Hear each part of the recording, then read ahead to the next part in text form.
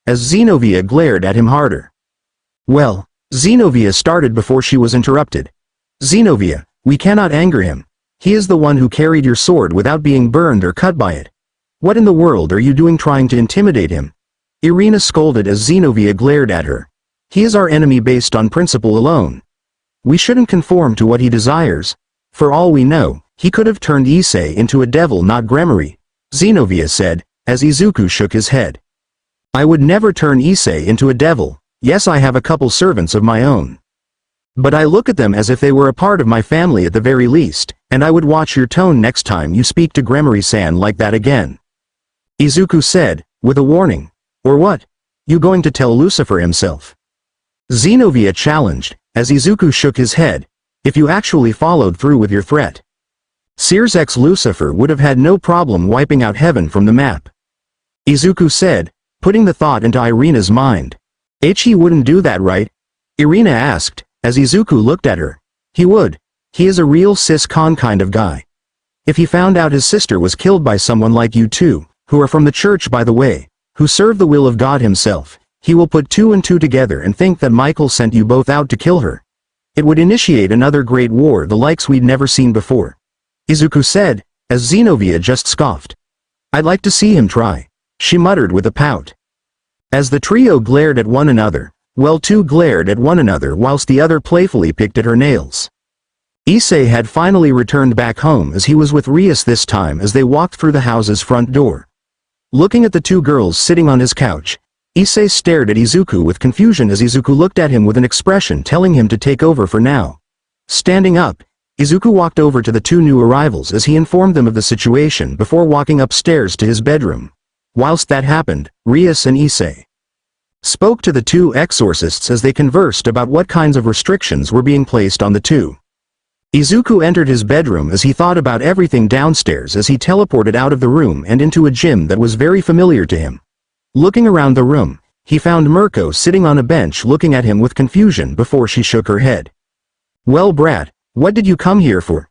She asked, snarkily. I'm in no mood to have your snarkiness, Mirko-san, Izuku said, as Mirko stared at him for a moment before laughing. Let me guess, someone pissed you off to the point you want to relieve some stress? She asked, with a smirk as Izuku nodded.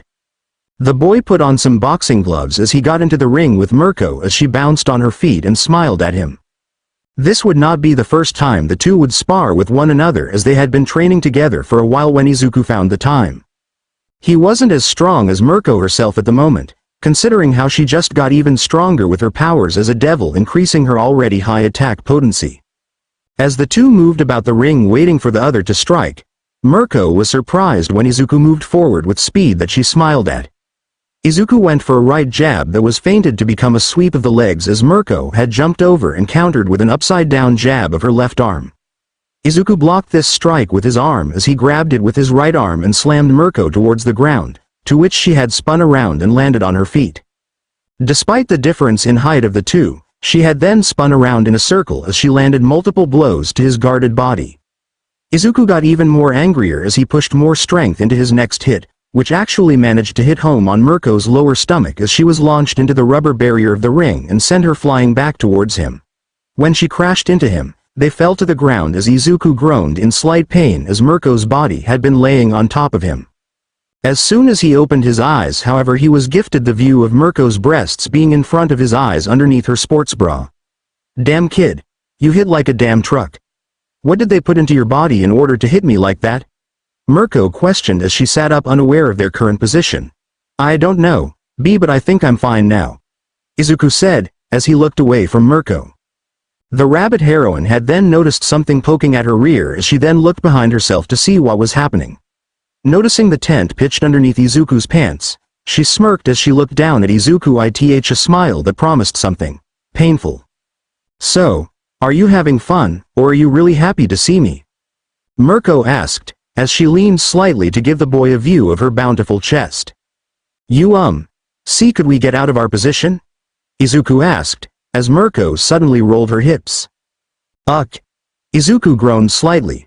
I don't think I should. I am having a friend who's a heroine like me come over. I think it's about time you make her into your servant as well, Mirko said, as she continued to roll her hips over his groin. "See, could you get off of me before she gets here then?" Izuku asked, his face completely filled with a red blush. I don't know. I'm having a craving for broccoli in the form of a young boy, who just so happens to have a nice carrot downstairs," Mirko said, her face showing a very sultry smirk. As Izuku's face became a lot redder, the two were unaware of their guest as they watched the interaction between the two.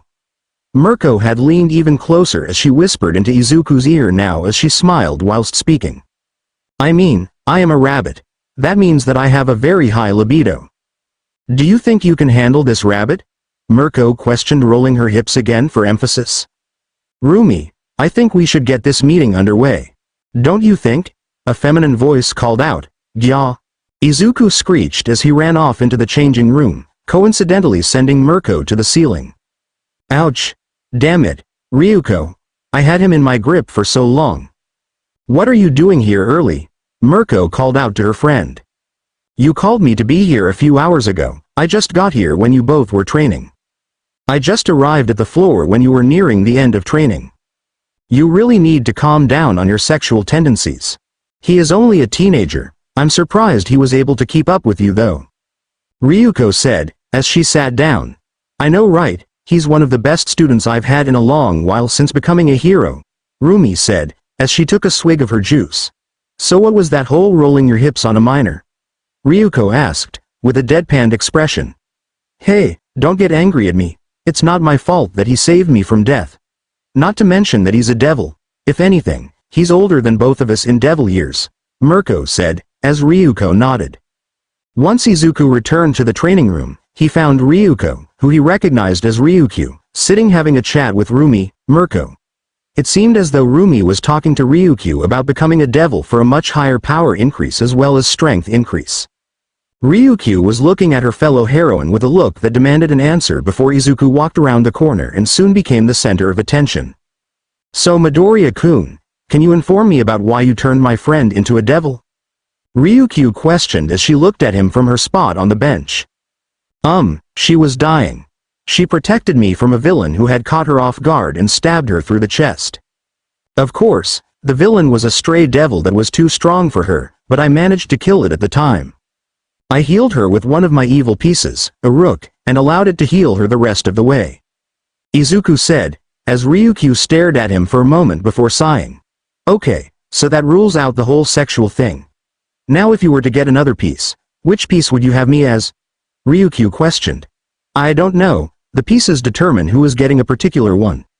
But if I had to guess, you'd probably either be multiple pawn pieces, a bishop pieces, or my queen," Izuku said, as Ryukyu smiled. "Then try and turn me into a devil then. I've noticed that my power was waning over the last few years. And I wish to stay youthful at least for a few more years," Ryukyu said, as Izuku stared at her in confusion.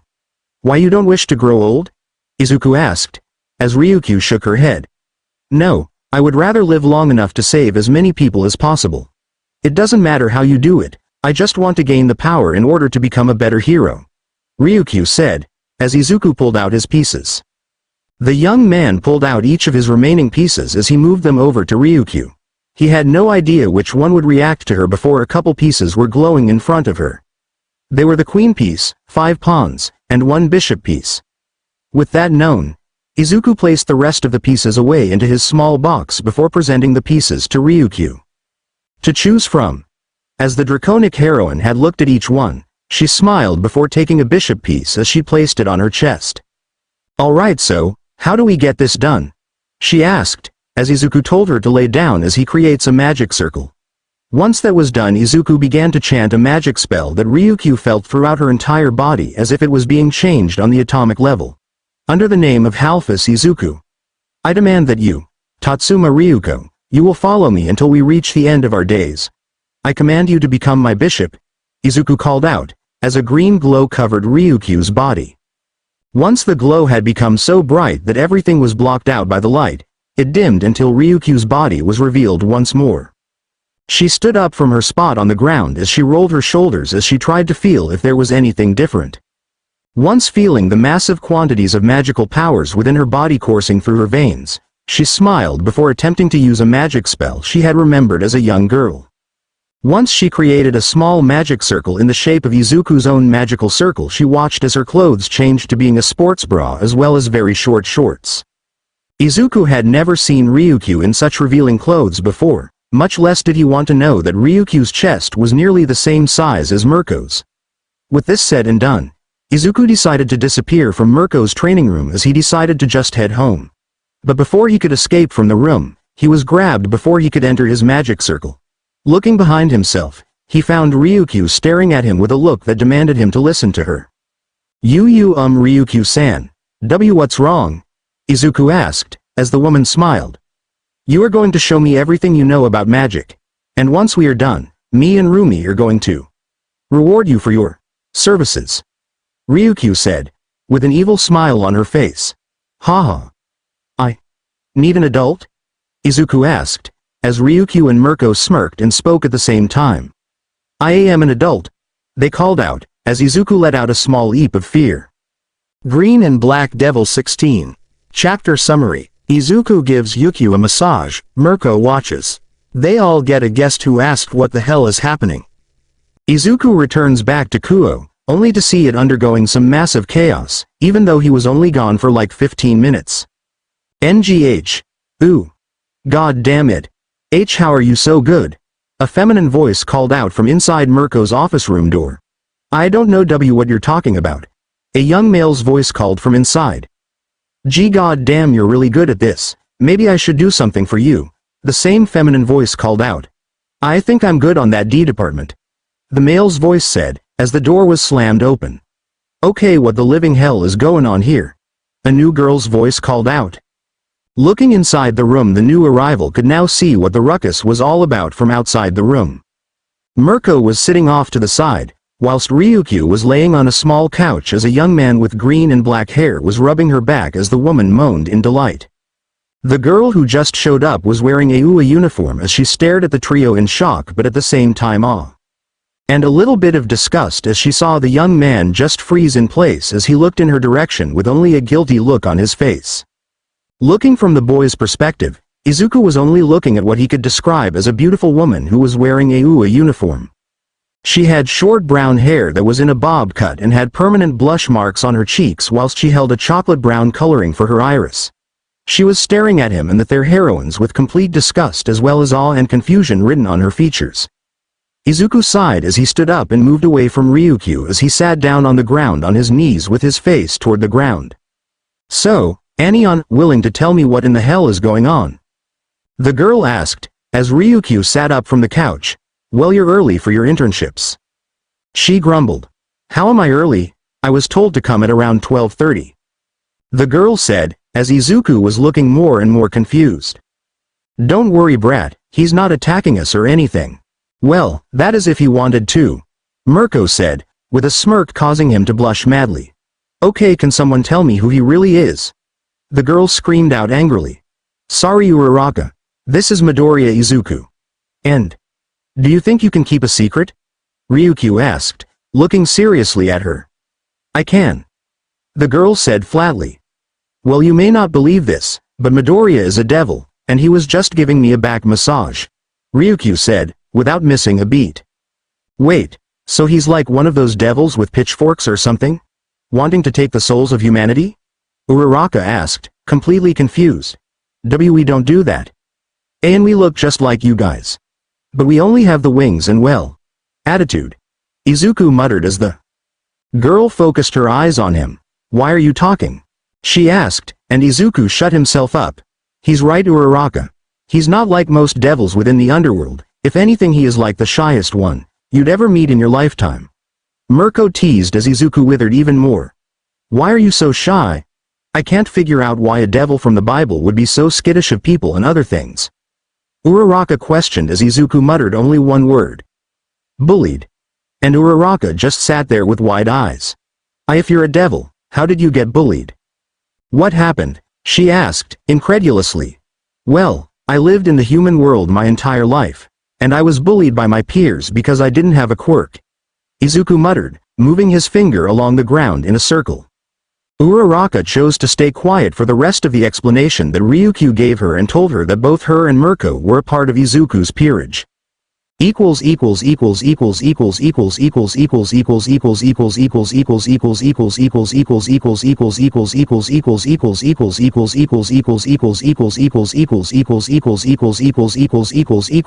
Finally, being allowed to leave the Mirko agency and return back to Kuoh, Izuku was not prepared to see what in the world was happening. He found that Kuoh Academy had a massive barrier around it as there seemed to be fighting happening within it. Grabbing some of his belongings, he ran outside and towards the barrier in question so that he could get some answers about what had happened whilst he was gone. He ran through the streets making his way towards the school when he ran into multiple rogue fallen angels. He had killed them, of course, but that didn't mean he was confused as to why there were so many on the streets looking for devils. By the time he arrived at the barrier, he would soon find out why they were patrolling the streets without the permission of their leader. Sona. What's happened after I was gone for only around a few hours? Izuku screamed in her direction. Halphus. What in the how are you still alive?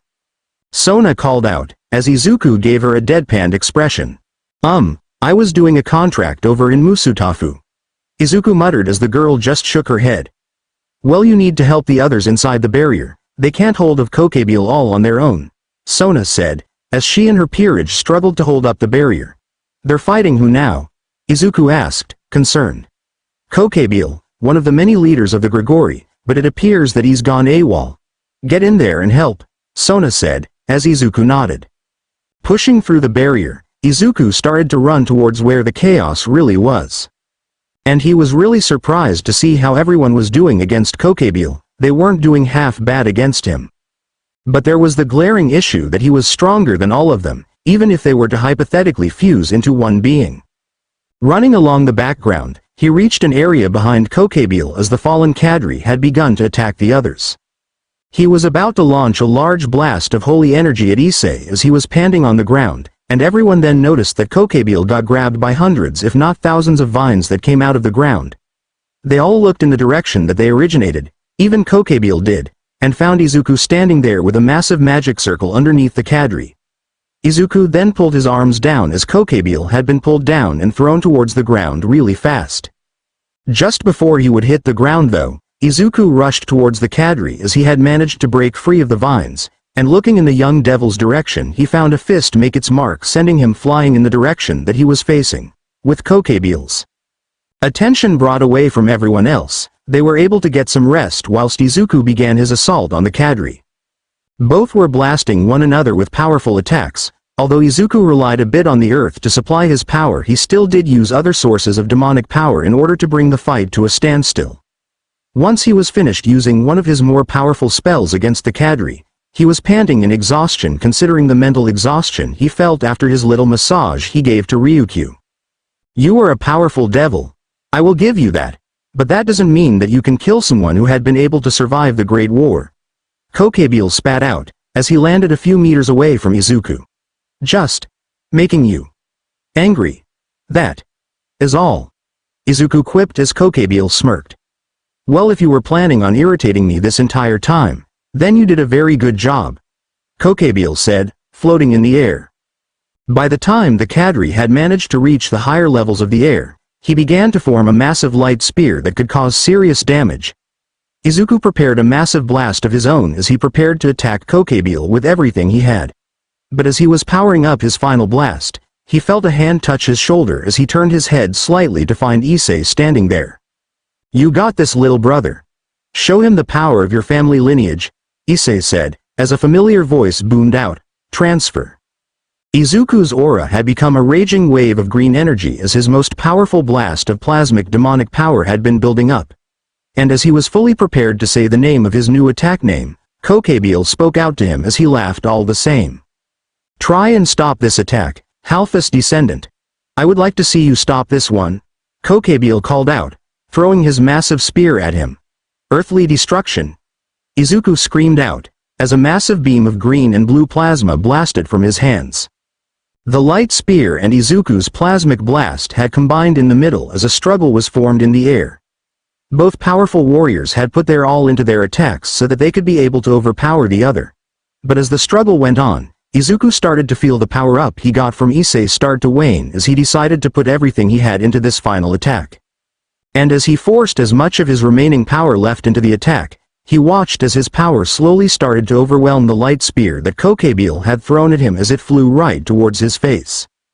Kokebile let out an angry wail as he was blasted higher up into the barrier as Izuku's earthly destruction had started to release burns on his body as it tried to completely vaporize him. But unluckily for the young Halfus descendant, he couldn't get the job done as he ran out of power to continue to blast Kokebile away. As soon as Izuku fell to a knee on the ground, he looked up in the air trying to find Kokebile within the sky. He knew that his blast wouldn't be enough to put the cadre down for good, but just as he found Kokebile, a new arrival had broken through the barrier that was put up by Sona. The new arrival was wearing a white armor that surrounded his entire body as he floated down towards Kokebile. At least where he was last seen, and everyone watched as Kokebile had appeared in front of the new arrival as they were speaking. They couldn't hear what they were conversing about, but it was really important when the new guy had just started to decimate Kokebile without any issues. Within seconds the new guy had Kokebile on his knees and without his wings as he had torn them off, with Izuku barely hearing the man utter how Azazel's wings were more beautiful than Kokebile's as they represented the midnight sky.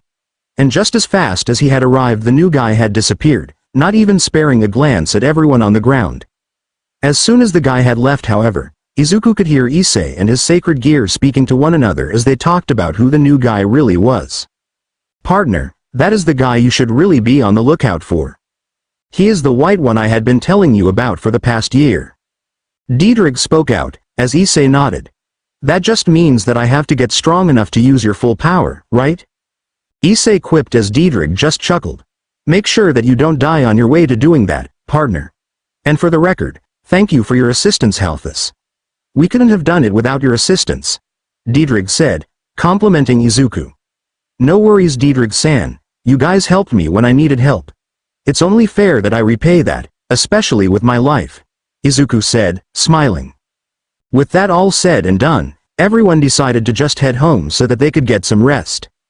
Sona and the rest of her peerage stated that they'd fix everything that happened to the school, whilst Rias and her peerage, with Izuku, just rested for the night.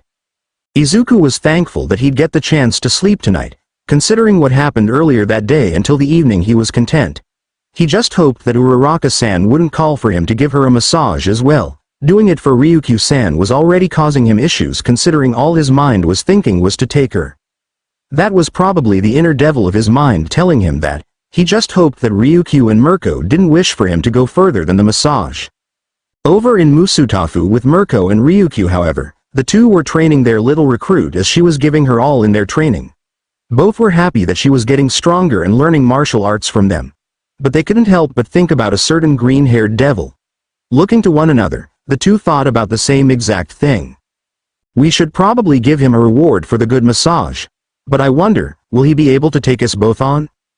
Green and Black Devil 17 Chapter Summary. Izuku rests after a battle hard fought. He gets some information though about a certain meeting between the three factions. Izuku walked all the way back home after the hard-fought battle against Kokebile. He hadn't ever fought like that since Riser had battled against him, and he still couldn't remember how that other version of him had appeared. He had been thinking about that fight in particular for some reason for these last few days, and he couldn't help but think about why. His fight with Riser wasn't something he really what he needed help with. If anything, he could have defeated Riser on his own. But the simple fact that another version of himself had appeared and could fly without needing to use wings was very apparent. Was he another brother within his family line that he'd never seen? "I really need to get some sleep," Izuku muttered to himself as Eri looked up at him. "Are you okay, Oni-chan?" she asked. "I'm fine, Eri-chan. I just need to get some more sleep. I've had a very long day today," Izuku told her as he placed her in her own bed. With the two falling asleep in their bedroom, they were unaware of the fact that someone new was moving in the next morning. But that was for another time, as Izuku immediately couldn't go to sleep considering he got summoned somewhere whilst he was moments away from falling asleep. And as he appeared in a small magic circle, he looked about the room as he tiredly stared at who summoned him. He was not really all that surprised to see Mirko and Ryukyu standing before him with confused looks as they stood before him. "Is there anything I can yawn, * for you?"